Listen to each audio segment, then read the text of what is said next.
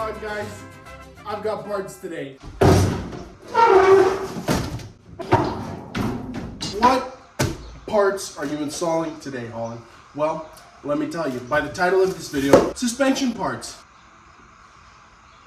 Right front, lower, rear control arm with bushing. Well, it comes with the ball joint, but sway bar bushings. And that's pretty much it. Start unbolting things.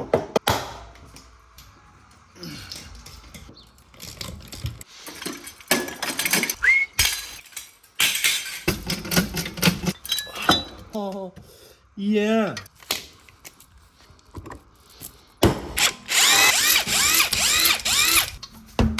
Hello? As per usual, I'm not going to be able to get to these bushings or to this control arm without removing the lower covers. But I've done this in so many of my videos, I'm going to pretty much just wrap it up real quick. For every video, I'm taking this heat shield off. It spends more time off the car than it does on the car.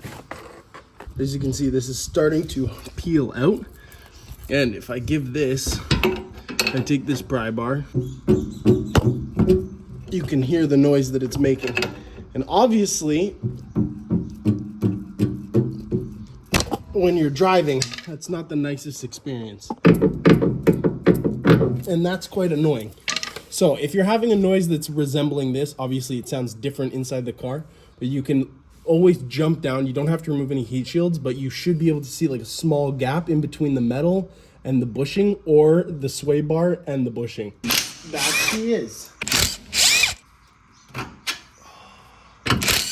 Sway bar drops down. Take the metal clip out, pop these rubber bushings out of there. Ooh, you can see how worn down that is from just constantly. That's not just completely worn out. If we're taking a look at the old bushings and the new bushings, if you look at the size of the holes, there's quite a difference there. A 16mm snap-on socket fits very snugly inside here, and that's probably closer to about the size of the sway bar. And then let's take a look at this. Quite the difference. When you are putting in sway bar bushings, give them a little bit of a lubrication every time. It just makes it easier to install, and obviously it gives it the sway bar a little bit of movement after you drop the suspension, because this is one part you can't really do a preload on. It's supposed to technically move with the car. Flip it on.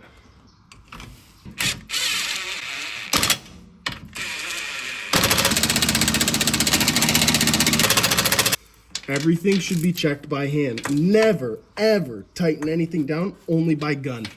Always recheck by hand that you're tightening everything to a proper torque spec. At least by hand anyways. I'm kidding, I believe it torque specs. And that pretty much completes the easier part of today's install of suspension parts. Now, let's move on to the rear lower control arm. This bad boy. Any which way, but wouldn't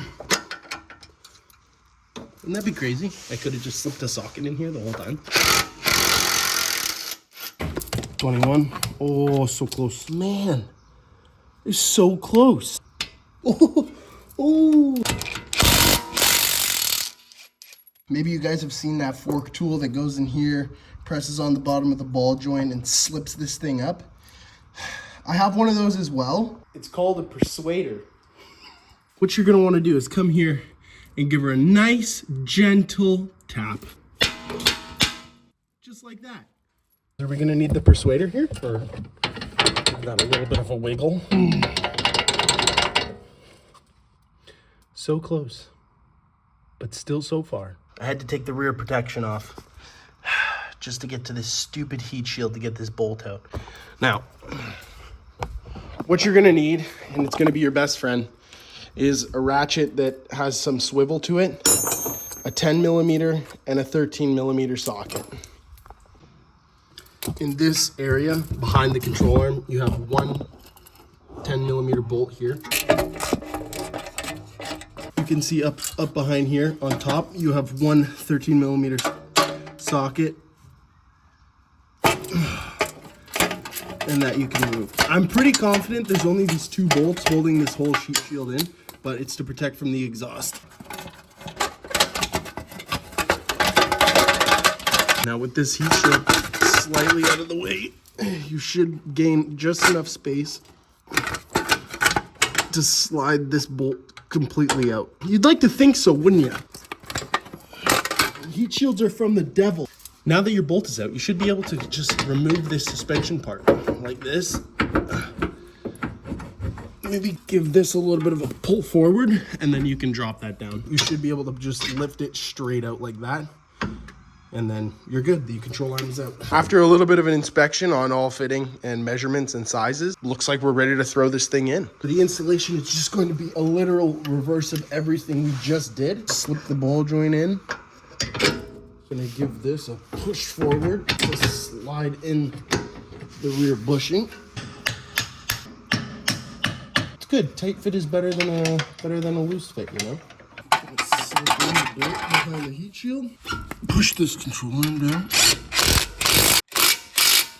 Tighten everything by hand. That's tight.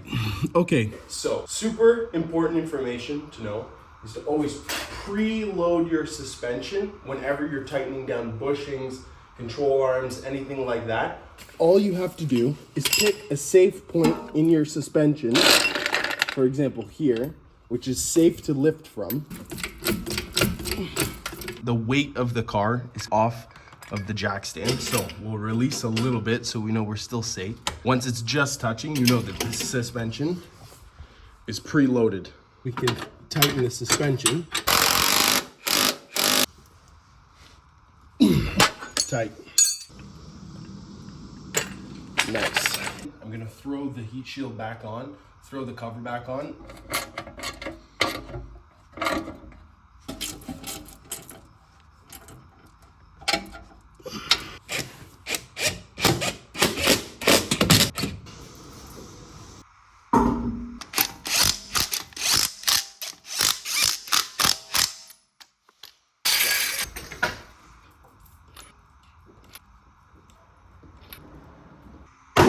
That's it for today, guys. What I can say about this job is whenever you're working on suspension parts, most important is that after you change some sort of suspension part, you go get an alignment. There's no point in changing parts in your suspension if you don't get an alignment after.